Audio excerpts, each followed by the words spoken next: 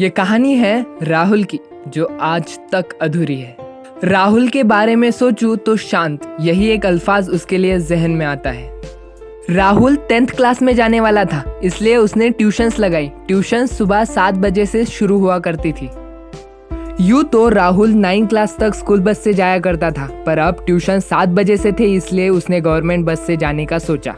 और यही से जनाब की जिंदगी में अलग मोड़ आया।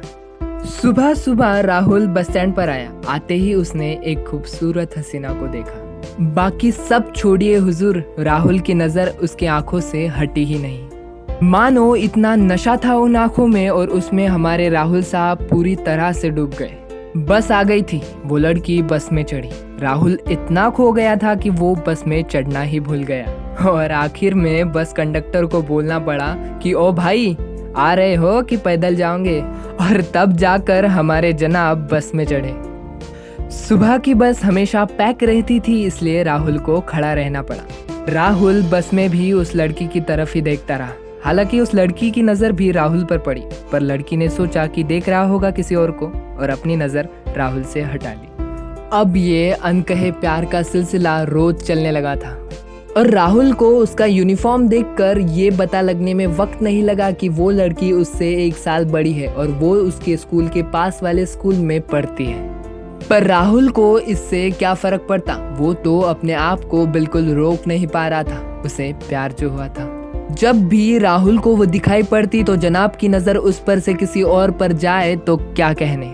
जनाब को मोहतरमा का नाम तक पता नहीं था, और पता करना जनाब ने ज़रूरी भी नहीं समझा। वो तो मानो अपनी ही धुन में थे। जितना प्यार करता था उतना ही डरपोक भी था हमारा राहुल।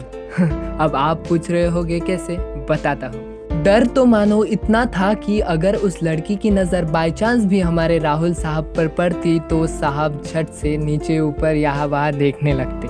देखते ही देखते हफ्ते बीत गए, महीने बीत गए, और अब साल बीतने को आया। राहुल का ट्यूशन्स और स्कूल में आखिरी दिन था। इसके बाद वो पढ़ाई के लिए शहर जाने वाला था। उस सुबह भी वो उस लड़की को सिर्फ देखता ही रहा।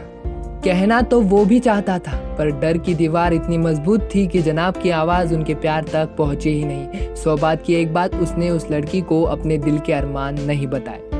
कहानी खत्म। हाँ, ठीक सुना आपने, कहानी खत्म। मैं जानता हूँ आप क्या सोच रहे होगे, यही ना कि ये कैसी लव स्टोरी है, पर यही सच्चाई है।